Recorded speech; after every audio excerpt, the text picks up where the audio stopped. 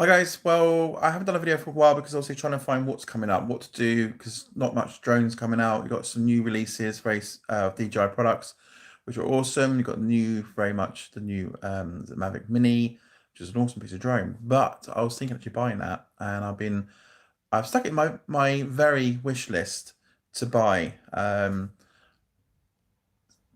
I'm not sure. And then suddenly, one of my colleagues that I talk to quite a lot, and also he watches my channel as well, came across this new change in this legislation for the UK, and I thought, oh, I might purchase that, but it's only on a specific model of DJI it's going to be against, and they're talking about in the new legislation, it could be on the type of drone you fly, which is interesting. It basically says here, this was published by HeliGuy, by the way, so I don't want to take the full credit for this at all.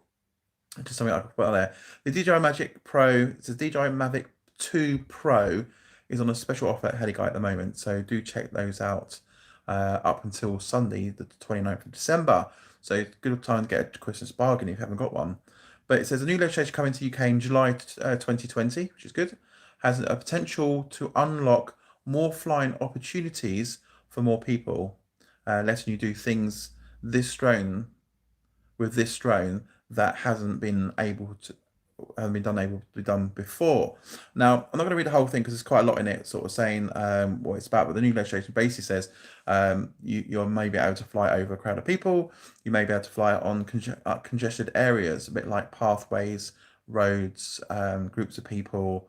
Obviously, there'll be a flight restriction height in place though, but also allow you to then sell your footage as you're shooting it, so to sell on and make money basically. So let me just go through here. There's a whole paragraph of stuff, so I'm looking down because obviously trying to make notes. New regulations will officially come into force in the UK on July 1st, 2020. It's not very long to wait. Well, it's July, June, July. Yeah, it's just over 6 months, but it's worth waiting for. And again, because it's expensive, it's definitely worth saving for. Under the new rule, the Mavic 2 Pro will fall into a newly named A2 subcategory of the an open category. Drone pilots will be able to sit A2 certificate of I can't say that, but obviously a COC test with a recognised assessment entities such as HeliGuy is doing on their courses. So basically, this assessment will basically assess you to make sure you're confident in flying. Much more simple way process going through rather than do a whole complete drone license in theory. The assessment will be more streamlined and less complex than the version of the current PIFCO or PFCO provisions for commercial operations, saving you time and money compared to the current procedures. Once you have the qualification, you will be able to fly within congestive areas, saving you congested areas. I lost it. I'm getting so excited about this. I'm losing myself on this bloody thing. I should actually have written notes for it. That's what happens when you do live stuff. So people save money compared to current stages. Once you have qualified, you'll be able to fly within congested areas, maintaining a 50 meter from the uninvolved or uninvoked people. So you obviously that's normal when you're normally flying anyway, I suppose. But still, and then it says you'll be able to make money from the sales of images and video obtained from your Mavic 2 Pro. But it is based on the Mavic 2 Pro. It's not based on all drones. So you've got Mavic 2 Pro, hence why they're doing this selling thing. And then you do this little test you do. Then you'll be able to fly on congestive areas and sell your images and video without being compromised or told off because it's a no. But it's a yes now. I mean, there's plenty of people that are really creating good contents, and this is a great way of now able to go out confidently without doing it illegally and still be able to make money from it, which is fantastic. So without having qualified as a commercial operator, so you don't need to have the commercial operator side, which is currently in play. This is because the new regulations will do away with the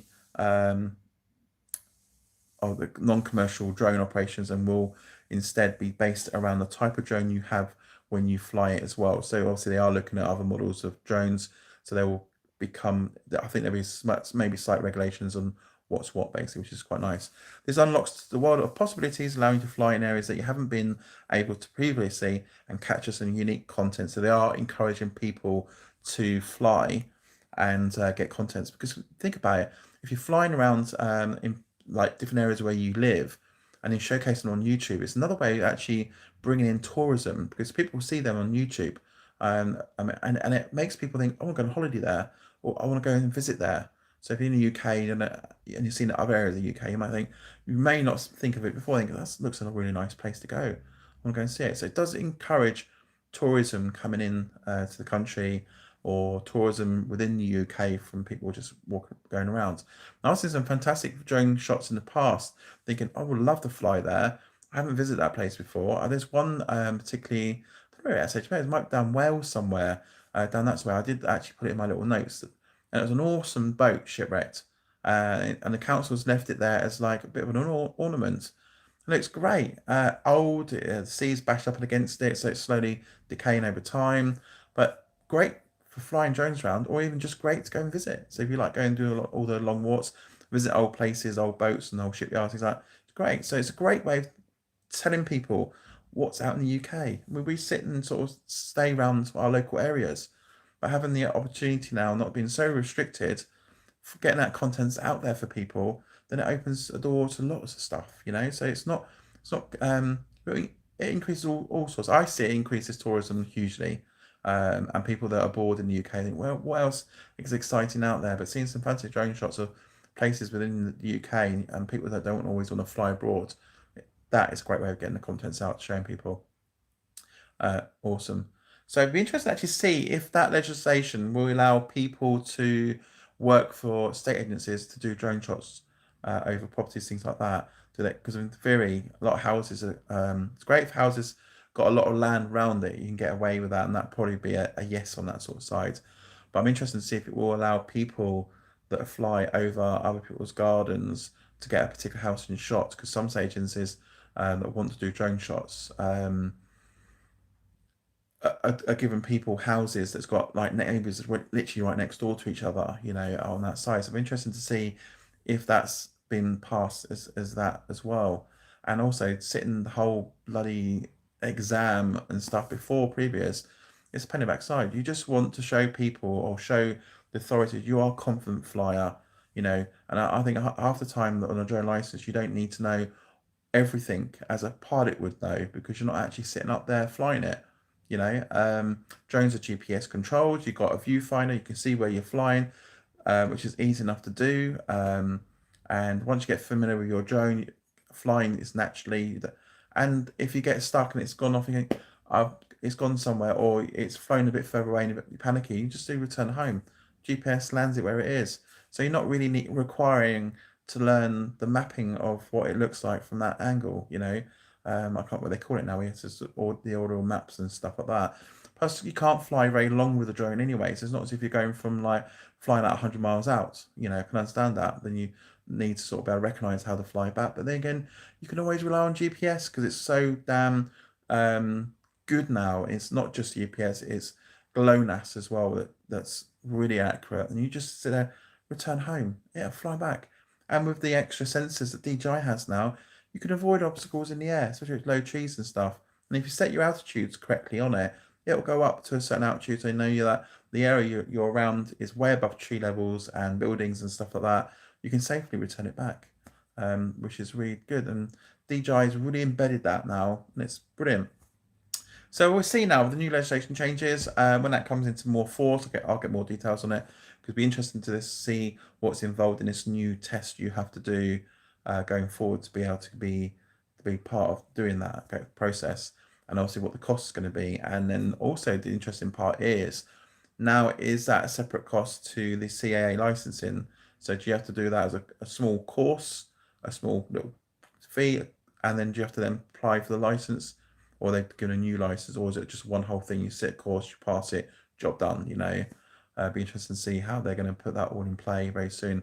I'll probably get more details in the new year when it's sort of coming up towards the July time. They'll have all the fixed fee. I might do a bit of research to see if the CAA's put any much details up on the website, but that was quite good news to get. What makes me excited as a drone pilot, I enjoy flying, but now I can do over congested areas. Because I mean, you think about it really, if you're restricted, can't do this, can't do that, it's like, well, what's the point in flying? The whole point of flying is get nice shots of the area. It's not just scenery. It's like old buildings, old churches. They look great when you've got a nice drone flying around, getting those awesome shots and stuff like that. It's not just about landscapes and horizons. It's more about things you want to do. For me, it's like construction sites. It's showing off a house. It's looking at old churches, buildings, things like that as well. That's what I like to shoot. Don't like doing boring stuff. It's got to be interesting to shoot. And I think this is going to literally open the doors for people like myself to go, yeah, I'm going to be on that. I'm going to be paying for that, as long as it's not going to be expensive. And also, what insurance do you need if you do need any?